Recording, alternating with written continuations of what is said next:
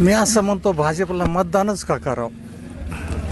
कशामुळं करावं? रेल्वे केल्यामुळं करावं, विमानतळ ऐकले म्हणून करावं, आमचा येणारा पीक विमा खाल्ला म्हणून करावं, शिवाजी महाराजाची शपथ वाहिली मुख्यमंत्र्यांनी तरी बी ते मराठ्याला आरक्षण देत नाही म्हणून करावं, 100-250 रुपयाचा गॅस 1200ला केला म्हणून करावं, का सारा देश बरबाद केला म्हणून करा? तुम्हीच आम्हाला सांगा की कोणत्या बेसवर करावं? जे बरबडलेले नेते ज्यांनी कोट्यावधी रुपयाला भोपाळमध्ये सांगितलं पंतप्रधानांनी की उद्या परदेशी महाराष्ट्रात कारवाई होणार, आणि दुसऱ्या तिसऱ्या दिवशी ते अजित पवारांचा प्रवेश होतो, भ्रष्ट झालेले देश लुटलेली सगळी फौज एकत्र झाली म्हणून करावा का? या ठिकाणी तुमचीच बातमी होती, मी पाहिली होती यूट्यूबला की ज्ञानराधा मल्टी स्टेट ही अदानीच्या बरोबरी रे. मग अशा तुम्ही बातम्या करतात म्हणून कराव का? किंवा तुम्ही हे असे लोक लुटणाऱ्याला पाठीशी घालता म्हणून करावं? कुठल्या बेसवर मतदान बीजेपीला करावं हे आधी सांगा. जातीवादाच्या पुढचा विषय. पंकजा मुंडेंचे समर्थक किंवा ते म्हणतात आम्ही जर सत्तेमध्ये आलो, निवडून आलो तर आमची केंद्रात सत्ता येईल, मंत्री होतो आम्ही, बीड जिल्ह्याचा विकास होईल. बजरंग सोनवणेंनी काय देणार आहे तुम्हाला? थांबा 1 मिनिट थांबा. 5 वर्षे पहिल्यांदा एक अपघाताने गोपीनाथ मुंडेला तर आम्हीच काय पण सारा महाराष्ट्र दैवत मानत होता, माणूसही चांगला होता, सगळ्या जाती धर्मासाठी जातीच्या पलीकडे काम करीत होता, याच्याशी मी सहमत आहे. परंतु ज्या टायमाला ते वारले गेले, संपले, काय झालं असेल ते झालं असेल, चला त्याच्यानंतर सहानुभूतीची लाट निर्माण झाली. 2 वेळेस त्या बाईला निवडून दिलं. 2 वेळेस दिल्याच्या नंतर ती बाई साधा फंड करूच शकली नाही. मग त्या 10 वर्षाच्या काळामध्ये मोदीच पंतप्रधान होते का आणि दुसरे होते का? किंवा हे मोदी पशी होत्या, जात होत्या नव्हत्या, बोलत होत्या नव्हत्या, संसदेत जात होत्या नव्हत्या, ते त्यांना माहिती का? त्यांना सोडून अनेक दुसऱ्या पक्षासंघ होत्या, तेव्हा का नाही विकास झाला?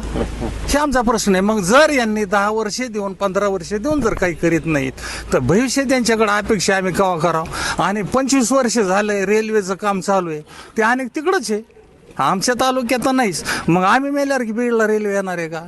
मग नेमका असं कोणता मोठा प्रोजेक्ट आहे? खासदाराचे मोठाले काम असते, तालुक्याकडे एखादा प्रोजेक्ट मंजूर करणे, गोरगरिबाला काम मिळणे, सुशिक्षिताला काम मिळणे.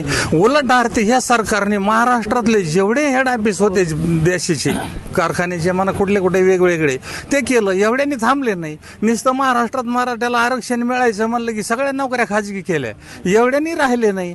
तर तिथं मिलिटरी सुद्धा अग्निवीर म्हणून की 4 वर्षासाठी केली, यांना मात्र 5 वर्षासाठी पाहिजे. आणि लोकांची लेकरं लागायची म्हणलं, कल्याण व्हायचं म्हणलं तर 4 वर्षासाठी. त्याला बी कुठलंच काही नाही. आज रोजाने आल्यासारखं आजी कामाला, उद्या नाही आला तर खाडा. मग असा कोणता विकास आहे मोदी सरकारचा का व्हायना किंवा खासदारचा का व्हायना? इतकंसं आमच्या तालुक्यामध्ये एकूण शिंदपान आहे, पलीकडून गंगा आहे, मधून पाटे, तरी आम्ही पाण्यापासून वंचित आहेत. असे अनेक समस्या आहेत या देशामध्ये. मी तर म्हणतो, असं म्हणेल मी, माझं व्यक्तिगत मध्ये घटना व्यक्ती स्वातंत्र्य की यांच्यापेक्षा इंग्रज बरे, निजाम बरे, जेवढ्या 7 शाया होत्या तेवढे बरे. इतके हरामी नीच येते आणि यांना मतदान आम्ही कसं काय करावं? आम्ही नाही हे पाहत, आम्ही मराठा आहे म्हणून बजरंग बाप्पाला करायचं मतदान. हे जातीपातीवर नात्या गोत्यावर नसावं आणि नसतं. हे भारताचा इतिहास राजा भरतापासून आहे. इतके आम्ही खुळे विचाराचे नाहीत. पण या ठिकाणची जी व्यवस्था आहे की आमच्याकडे शुद्ध व्हा, किती खाऊन या, किती लुटा पण आमच्यात आहे. उद्याच्याला हे कोणाला आम्हाला थांबणाराला ती इडीन पास लावते, चलो अंदर नाही माना तो.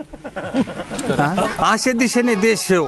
लोकशाही संपुष्टात आणणारं पक्ष, पार्टी आणि हे सरकार आहे. त्याच्यामुळं हे देशाला ठेवणं घातक आहे, वाईट आहे. याच्यामुळं भाजप राहता कामा नये. आणि मला विश्वास आहे, खात्री आहे की या वेळेस भाजप कन्याकुमारी ते हिमालयापर्यंत निश्चितनाबोध होईन, राहणार नाही. आणि जर नाही केलं तर हे देशाला ठेवणारच नाहीत. मागचा इतिहास घ्या, पंजाब हरियाणाचा. लोक जर त्या ठिकाणी उपोषणाला बसले होते तर उपोषणाला करण्याचा अधिकार घटनेने डॉक्टर बाबासाहेबांनी सगळ्याला दिला असून त्या ठिकाणी 756 लोक मारले, मेले. बरं, तेवढं लांबचं माहीत नाही. इथं सराटी आंतरवालीमध्ये महात्मा गांधींनी इंग्रजाच्या काळात उपोषण केलं तर गोळ्या नाही घातल्या राव. आणि या ठिकाणी कायद्याचा इतका गैरवापर केला की महिलावर सुद्धा गोळ्या, आणि त्याच्यावरच SIT लावा. असं काय कोणा केलं जरांगे पाटलांनी किंवा तिथल्या नागरिकांनी? आणि एवढं बेछूट गोळीबार केला. ते लोक आज बी दवाखान्यात किती लोक जीवनातून उठले तरी त्यांच्यावर SIT लावा, यांना आत टाका, यांना तडीपार करा, म्हणून भाजपला मतदान करावं का? आता तुम्हीच सांगा आम्हाला कशाला करावं. इथं निशब्द व्हावं लागतंय की कशी